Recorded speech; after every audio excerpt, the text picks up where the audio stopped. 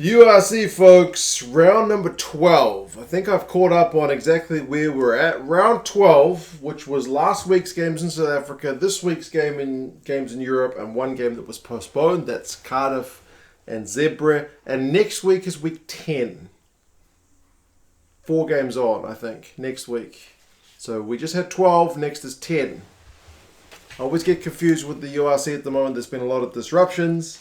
Super Rugby down here has been likewise affected, so yes.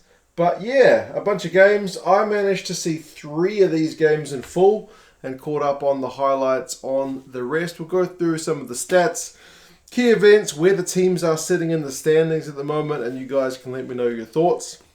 If you can remember back a couple of weeks ago now, still the same round, the Stormers beat the Lions 32 points to 10. Highlights for this one, as I've mentioned a couple of times, the broadcasting rights situation with the URC in New Zealand is a bit of a mess. So the South African games are particularly hard for me to find, and I failed this week. But yeah, the Stormers are looking pretty good. 4 tries, and a few of them pretty beautiful. They got 1 through Daimani, 1 through Sinatla, 1 through Peterson and Fourie. The first 3 guys are particularly kind of explosive ball carriers, even though Daimani is a forward. I think he's one of the guys back when he was at the Lions. They thought about moving him into the backs, but he didn't want to. So he's playing number 8 for this game. Yeah, what can I say, man? He put some real wheels down for that try. The Lions got a consolation one, Vandenberg, like on 78 minutes. I think that's when they had an extra man as well. But at home, it wasn't the best outing for the Lions. Seemingly that one, I mean, Peterson's one was turnover ball with a big line break. There was a kick through for Deon Fourie. Who would have thought in their wildest dreams that Deon Fourie is the guy who's pouncing on a little kick through ball?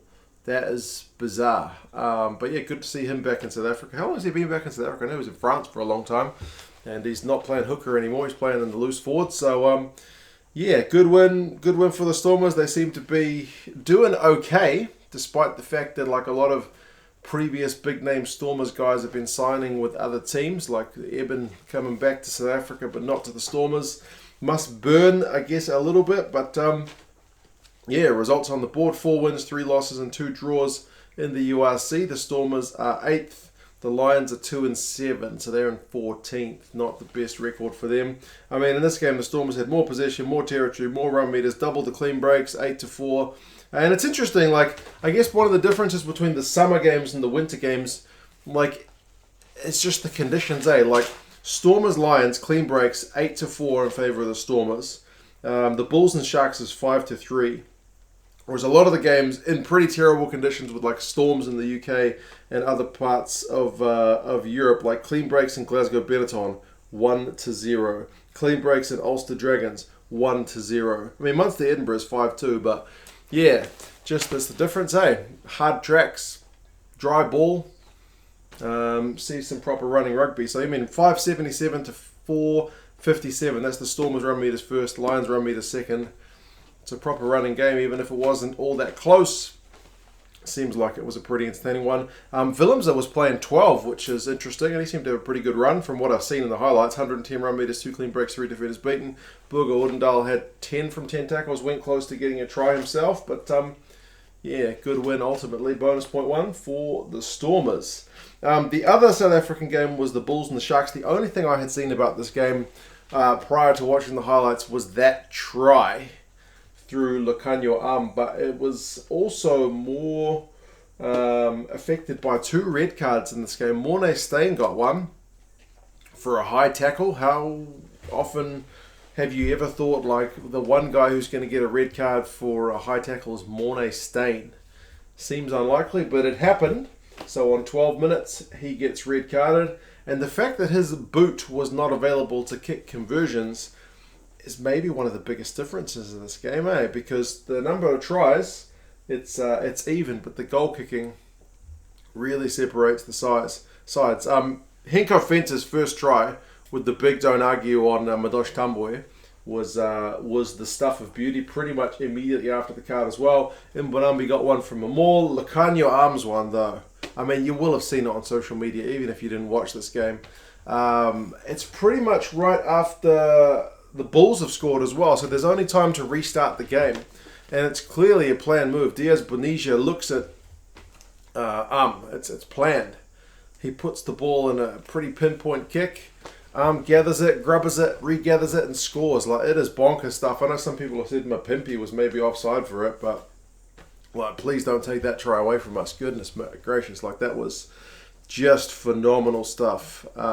Yeah, so crazy. I mean, the Bulls did start the second half. They got a try through Marcel Kutsia, and they got two at the end. Matanzima and Tambwe got a bit of revenge after, as I said, being flattened in the first half. Mapimpi did get one as well. So the Sharks kind of finished their scoring in terms of tries early compared to the Bulls, who came back strong. But, I mean, yeah, Grant Williams got a red card for a head-on-head clash. I know people don't like the head-on-head clashes because it's not like you're swinging your arm into someone's head, but they pretty much rule it the same way these days, as far as I'm aware. If you're high up and you smack someone in the head with any part of your body, it's going to get carded. So it doesn't really surprise me, to be fair. I mean, it doesn't feel like a red card, because when you think red card, you're thinking like swinging arm or, tucking the shoulder into someone's head, cleaning someone out when they're in a vulnerable position or whatever. But yeah, head on head. That's just the way it goes. But yeah, like I said, the key stat in this one, like the possession and territory, the Bulls dominate it. The clean breaks, the Bulls have got 5-3. The Bulls tackling is 81%, which is really low this weekend. Really low. 52 tackles they make. The Sharks make a lot more, 160 odd. But the Sharks are almost at 90%. The Bulls 81, defensively pretty soft. And turnovers conceded 20-9. What was going on with the Bulls? Goal kicking 25%. I mean, you can't really blame them because Mornay Staines your goal kicker and he's off the field with a red card. So you've got non-full-timers doing the goal kicking, but the Sharks are at 80% and they get the win. So yeah, 29-22. Sharks are 4 wins, 4 losses and a draw. 10th in the URC. The Bulls 3-6. Only good enough for 12th. Interestingly, Nokia, the lock, has 3 clean breaks and 84 run meters. What was going on with that fella? Must have eaten his Weet-Bix in the morning. A Henko Fencer 13 from 13 tackles. Along with that big try where he flattened an outside back. Must have been pretty satisfying. So, yeah, there you go. Sharks looking in kind of positive territory. Now, we skip forward a week to the European games. As I said, I managed to catch 3 of them. I did manage to catch Munster in Edinburgh, which is actually a really entertaining game. Really, really good, fun, like kind of bit of back and forth. Yeah, bit of tension. This was just generally a very good game. I was really chuffed to see it. Fahneem Wycherley got a try, and then Simon Zebre got 3. Wee hat trick for him. You can see he's just loving being back in Munster, isn't he? And Edinburgh get 1 through Mojano and 1 through Purgos kind of towards the end. But yeah, Munster were pretty relentless. Casey was picking some pretty slick options early. The Munster went out to a 10-point lead. Chris Farrell got airborne from the restart. Was it Cloyter who was kind of holding him up? And then Chris Farrell caught the ball, and while he was still in the air, Cloyter starts running forward. The ref eventually told him, no, let him down first next time. It's just one of those weird, bizarre moments where the guys are being lifted for the kickoff and then crazy things happen. But yeah, the Mojano try on 23 minutes was pretty much needed. He, the runners was just straightening and he put through a pretty nice gap. So it's good to see him. Hopefully we see him back in Argentinian colours at some point, because they were down, but that made it 13-7. Should have been 13-10 at half time, but an Edinburgh high tackle gave Munster a chance to attack one last time, and sure enough, Zebo went over for a try. So at halftime it was 20 points to 10. So Edinburgh will kind of, I guess, cursing that carelessness, and Munster pretty clinical. Zebo got the double in the second half. Turnover ball was, it's just such a killer, isn't it? Turnover ball often seems to be when teams strike, and sure enough it was. So 27-13. Edinburgh needed to really hit back, and I remember they knocked it on, like when they tapped it. They had advantage, and then the referee gave them a penalty, but went back for advantage, Edinburgh tapped it, and first carry, they just knocked it straight on. It was just kind of head and hands moments. But I mean, Purgos did get one to make it 27-20, which is game on, but then Zebre got the hat-trick late. Healy with the nice pop pass, so 34-20. It's a pretty good result. Bonus point win for Munster. They got to be pretty chuffed with that. And Edinburgh, are they flat track bullies at this point? Because they've been able to beat the teams below them, but seem to be struggling with the big boys. Possession, though, they dominate. Territory, they dominate. Interestingly, Edinburgh, especially the second half. Edinburgh's got 70% territory. Sorry, 70% possession, 62% territory. First half was a lot closer, but clean breaks Munster 5-2, so maybe a bit more useful with what ball they had. Run meters 300 to 380. Leinster. Edinburgh has more of that. Munster's tackling is 91%, which is pretty phenomenal. 180 tackles, so Jean Klein makes 20 out of 20. Immelman from the back. Edinburgh had 69 run meters, a clean break, and 4 defenders beaten, so still looking pretty sharp. But Munster ultimately good bonus point win. What can you say? 7 wins, 3 losses for them. They're in 4th. Edinburgh 6 wins, 4 losses, and a draw. 1 spot below them in 5th. The next one, Leinster and Ospreys. I also watched this one, and it was a weird one because, I mean, I just said about the Edinburgh and Munster game that it was kind of back and forth in Edinburgh in the game. Ospreys didn't really look like being in this game. First half, how many legit scoring opportunities did Ospreys have? Not really any. Yeah, they were under the pump. Leinster were dangerous early. Maloney had a big line break. They eventually made it 3-0. They were winning penalties at scrum time. There was a weird moment with 2 balls on the pitch at one point. We saw that in a French game a couple of weeks ago. But the ref pinged it pretty quickly, so we didn't have like any tries chalked off due to 2 balls on the pitch, which was at least pleasing.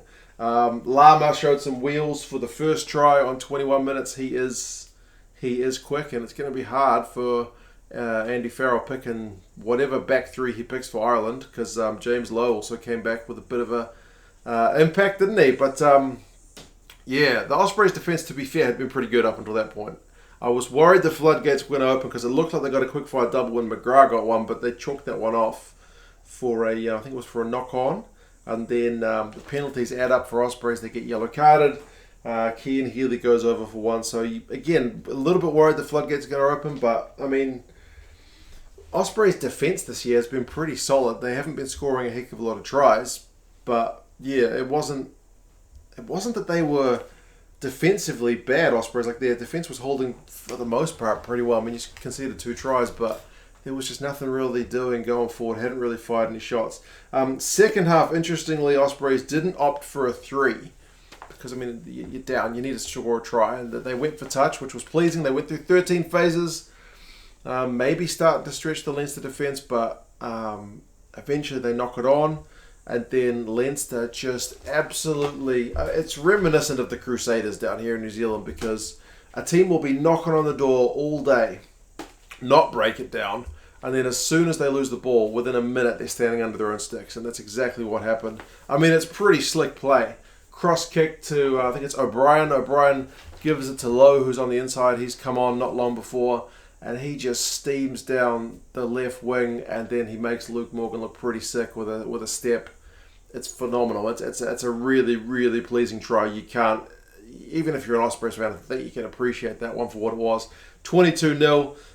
Webb did get one in return, but it wasn't like a built-up team move. It was just Reece Webb being Reece Webb, right? Like identifying the lack of a defender at the back of a ruck and just sniping, and then just having the gas to get through. So good heads-up play from him. So at least they're on the board, 22-7, but Leinster get the bonus point 1 on 74 minutes through Penny. So pretty stock standard stuff. I mean, 29-7, it's not a hiding, but it's not a close game. It's a bonus point win, so it's like enough without a lot of their big guns, Leinster. I mean, I know both sides have got guys missing, with national team call-ups, but yeah, it was just... Ospreys were at least able to get some go-forward ball in the second half, but at no point really did Leinster ever look like losing this one. Possession 59-41, territory 58-42, that's in Leinster's favour, of course. Line-outs, Leinster 17 from 17, Ospreys 13 from 17, they were under a bit of pressure. Run meters 558 to 292. Yeah, I mean, Leinster will be frustrated, to be fair, because they had a few unnecessary knock-ons. They knocked it on 12 times in this game. Ospreys 9, so neither side will be that pleased. James Lowe comes off the bench, 114 run meters, 2 defenders beaten in a try. Not a bad way to get back into the swing of things. Harry Deeves, 25 out of 28 tackles, is a bit of a shift for the Ospreys, but ultimately it's a loss for them. They are 6-5, they're in 6th, and Leinster 8-2, good enough for first. Glasgow and Benetton I didn't see, and maybe I'm better off having not seen it. You guys will have to let me know. 13-3, couple of tries to Glasgow.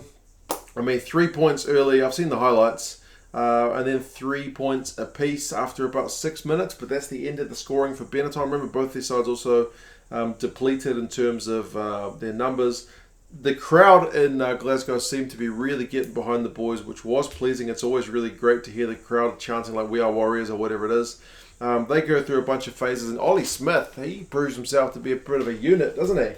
21 minutes, he barges over for a try, big defender beaten. Score for ages. The next highlight skips forward to like 56 minutes, and Benetton have got a guy in the bin. Glasgow do punish them for it. Dempsey somehow wriggles through to get a try through a bunch of bodies. And that's pretty much the end of the scoring. So 13-3 full time. Seems like it was a bit of an arm wrestle, this one. Glasgow dominate possession. They don't dominate territory. They dominate possession 58, but territory is 56 for Benetton. Benetton, they have to make 200 tackles to 111, so almost double. Clean breaks 1 zip. So not really the day for cutting teams to bits. Ollie Smith, 78 run meters and 6 defenders beaten. That's a fair chunk. Nicotera, the hooker, has 21 out of 24 tackles, which is a shift in itself. But Glasgow, they're looking all right, aren't they? They're 8-3 in third, and Benetton 4 wins, 5 losses, and a draw down in 9th for them. Scarlets and Connacht, I also watched this one. This one was a good game. This one was kind of, it was just a pleasing watch. It was another one that was back and forward. Both sides had the lead for a while. Connacht ended up getting it done 29-23. Both sides had their chances early. Scarlets had the first points with a penalty, 3-0. Shingle had a nice line break, but to be fair, there were several times in this game where Scarlets, that last pass just didn't stick. If you're a Scarlets fan, you're probably tearing your hair out at some of the missed opportunities in this game, especially with that scoreline. They would set up a line break, and just that last pass, that last offload or whatever it was, just wouldn't stick. It was it was pretty infuriating. The Scarlets did have a 10-0 lead. They got the first try through Johnny Williams. That one was a little nice dink through with nobody home, so 10-0. But Connacht struck back through Sammy Arnold. Pretty well worked try. For that one, they missed the conversion though, but they just had numbers wide, so that was kind of poor from the Scarlets. 10-5. Connacht got a couple of penalties to go in front, 11-10. And then before half-time, it was actually 18-13 to Connacht with a try. They had some big carries after a scrum. Just really good at getting over the advantage line. It was, again, a little bit, I don't want to say weak, but a bit too easy for the Connacht carriers to just, make those meters. So a little bit frustrating, again, from a Scarlet's perspective, but you'd have to be pretty pleased with your just your attacking prowess if you're a Connacht fan. So 18-13 half-time. And then a blindside move, a 2-on-1 for Connacht through Porch on 53. Again, too easy. So 29-13. That's the end of the scoring for Connacht. So maybe a little bit frustrating that you guys couldn't get any more points for kind of the final 20-odd minutes of the game. But Scarlets, they did go close. They got a penalty try when Hardy tapped it, and Fafita tackled him from an offside position because he hadn't gone back to 10. And the ref thought about it for a long time and decided there wasn't going to be cover to stop Hardy. And Hardy did inject a fair bit of pace into the game when he came off the bench, to be fair. So it was a penalty try, yellow card. So it's 20 points to 29. Scarlets had gone close for another. They dropped it over the line. Fafita ended up getting a second yellow for jumping and blocking. Scarlets opted for the 3 to make it 23-29 with like 5 to play. But they couldn't get anything else going for the final few minutes. So, Connacht hold on for a win. 2 yellow cards makes a red card for Fafita, but yeah, good away win for them. I mean, another good week for the Irish sides, to be fair. Possession 55-45, territory 55-45 for Scarlets, so they'll be a little bit frustrated. As I said, they couldn't kind of finish some chances. The run meters are pretty close, 349, 366. The lineouts for Scarlets is 15 from 18, so a few went missing. 11 from 13 for Connacht, so neither 100%. Clean breaks, though, Connacht 5 to Scarlets 2. That's always a bit telling. Calamafoni is a proper unit, 117 run meters for the Lucy. Clean break and a defender beaten. Niall Murray, the lock, 18 from 18 tackles is a pretty good shift. So, yeah, Connacht season's been a wee bit up and down. They're 5 wins, 6 losses in 7th. Scarlets are 3 wins, 5 losses in 13th. The last game was Dragons and Ulster. That was the Sunday game. I didn't see this one. It looks like it was bloody windy, so credit to the fans who got out there for that one. Like, the conditions seemed pretty horrendous. But as I said, decent crowd. There was almost no scoring in the first half. Almost. The first points of the game is Ray on 40 minutes, and it's thanks to James Hume, to be fair. It's a bit of a nothing kick from Bertrand, and Hume just runs it up the guts. Gets the ball to Doak. Doak goes close, and like next phase, Ray is over. They missed the conversion, so 5-0. Second half, Ulster get a maul try. It's kind of a day for maul tries based on those conditions. So 12-0, and that's the end of the scoring. That's it. 46 minutes. Dragons missed the penalty pretty much in front, but the wind just dragged it wide. I'm not sure if he mishit it or what, but maybe kick it low, because the wind was just phenomenally strong. I know there's been kind of storms, and people have told me trampolines have been getting picked up and thrown about and whatnot, all that kind of stuff. So, yeah. Josh Lewis kicked it out at the end and just kind of shaking his head. I mean, they were under pressure in their own end, so they just wanted done with it. They couldn't get a win. I mean, they potentially could have gone and get a bonus point, but yep, nah. Had enough, and I maybe don't blame him. So yeah, Dragons have more possession, more territory, 53 and 54% respectively. Run meters is pretty close, 278 to 296. The clean breaks is 1-0. That's the Hume one for sure. Interestingly, how the one clean break leads to a try right there, just so dangerous. Lineouts 10 from 14 for the Dragons and 10 from 19 for Ulster. Like, the conditions just seem horrendous. Penalties conceded, Dragons 14 to 6. That's pretty costly. Is it Baker has 77 run meters and 5 defenders beaten for Dragons? The number 8, pretty good numbers. Timoney has 26 out of 26 tackles. That guy is a proper unit himself. But yeah, in terms of the scheme of things, Dragons are 1 win, 1 draw, and 7 losses, which is 15th, just above Zebre. Ulster, on the other hand, 8 and 3. They are up in second. So, yeah, that's the URC. I'm still getting my head around where we're at.